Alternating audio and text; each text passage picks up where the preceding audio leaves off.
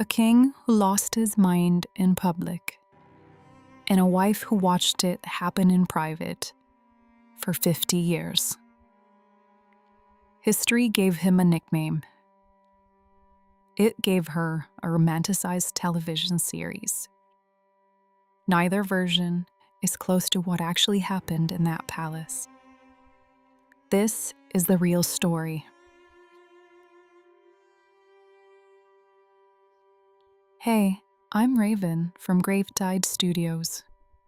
With Queen Charlotte back in people's feeds lately, I kept thinking about the version of this story we didn't get.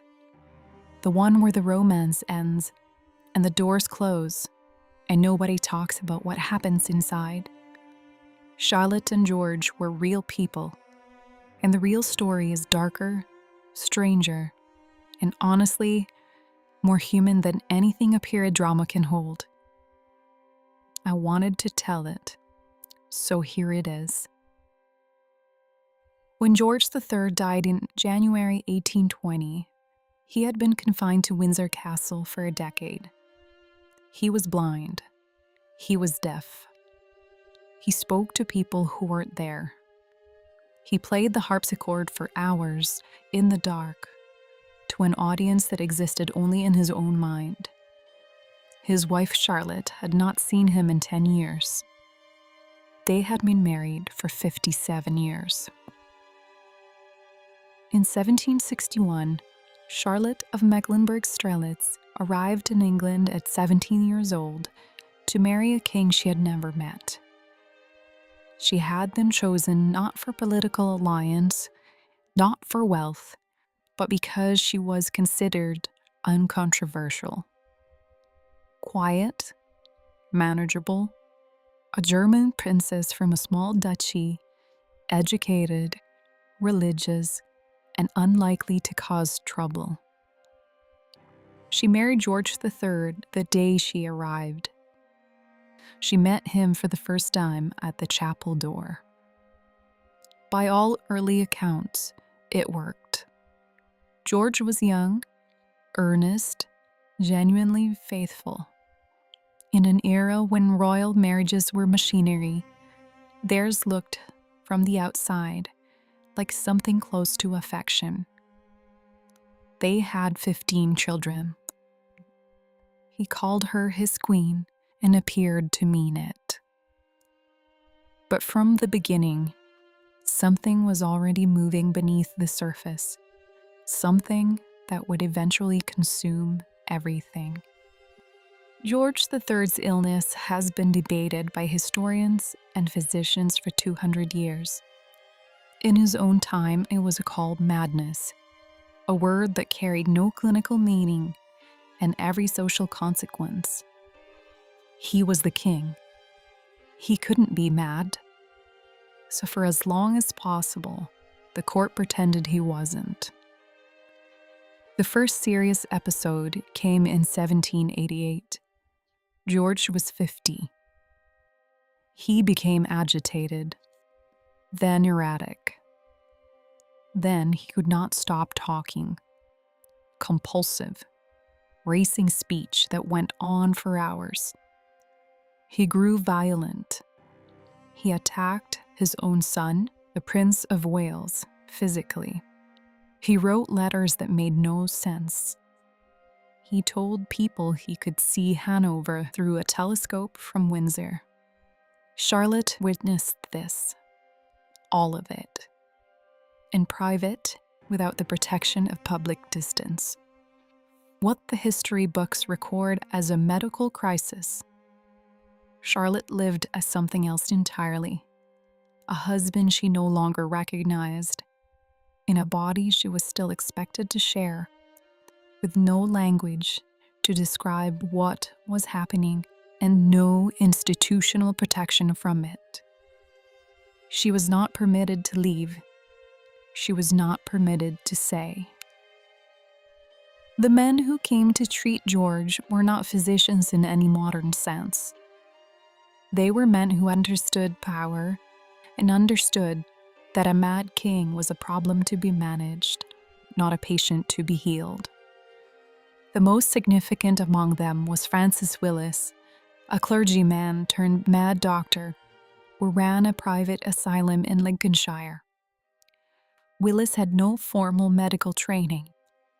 His treatment philosophy was simple: dominance, break the patient's will, establish control, force compliance through restraint until the madness retreated. George was strapped into a specially designed chair. He was placed in the straitjacket. He was gagged when he could not stop talking. When he resisted, Willis told him to look him in the eye and stared him down, the way Willis claimed he had trained lunatics for decades. A king of England was restrained like a prisoner and stared into submission by a clergyman from the provinces. The court was told he was improving. He did improve that first time. In February 1789, George emerged from his crisis, apparently recovered. London celebrated. There were illuminations, parades. The nation exhaled. Charlotte did not celebrate. She had watched what recovery looked like up close, and she knew what the celebrations did not account for, that it had happened once, and it could happen again. She was right.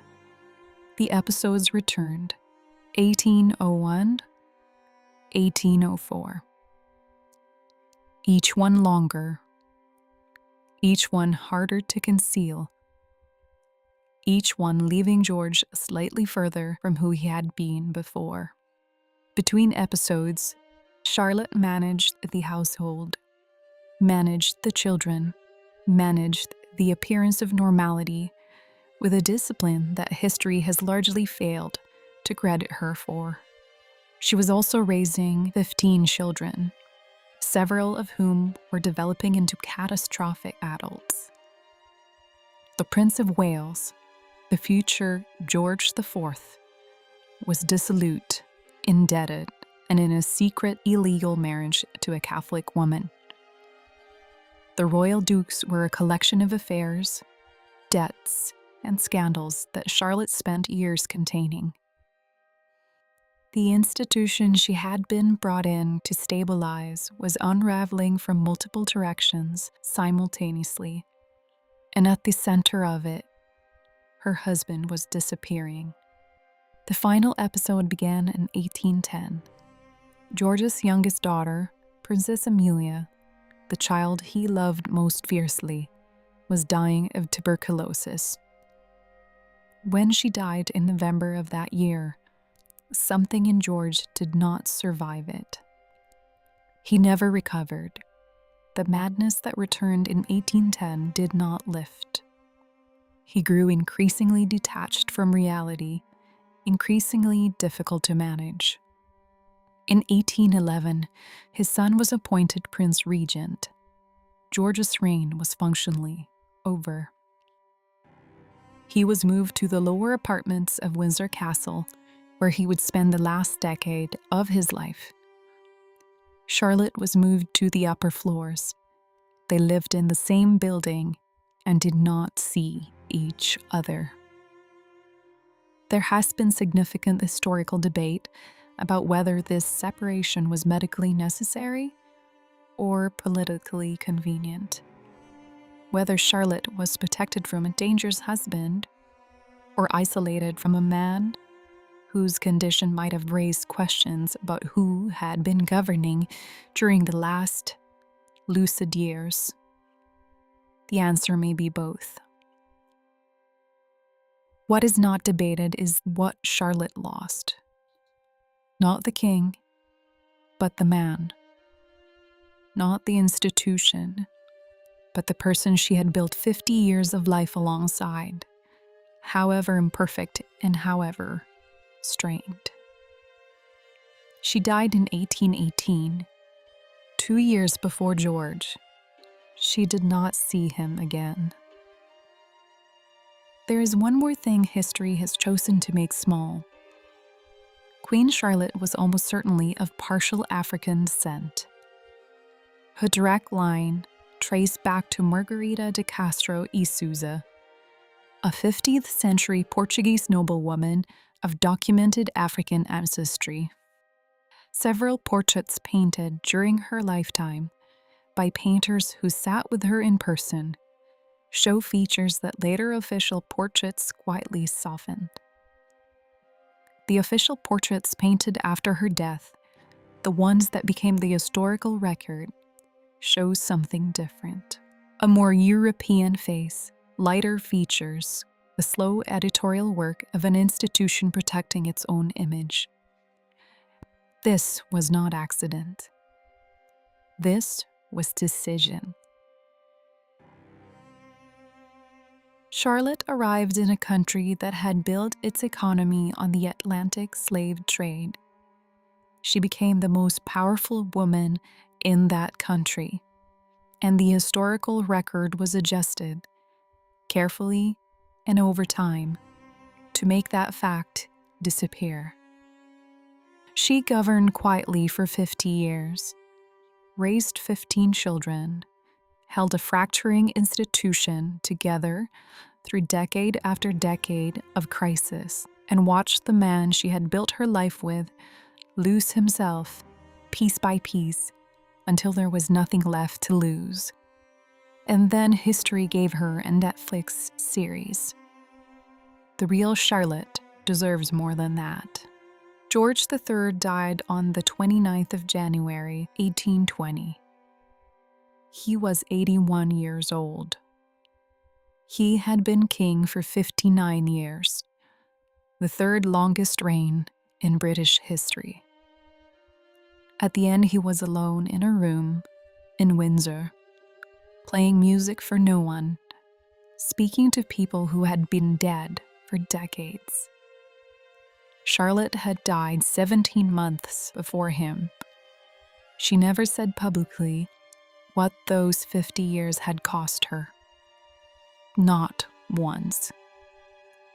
Some things you only survive by not naming them. Queen Charlotte, George III, the marriage history romanticized, and the one they actually lived.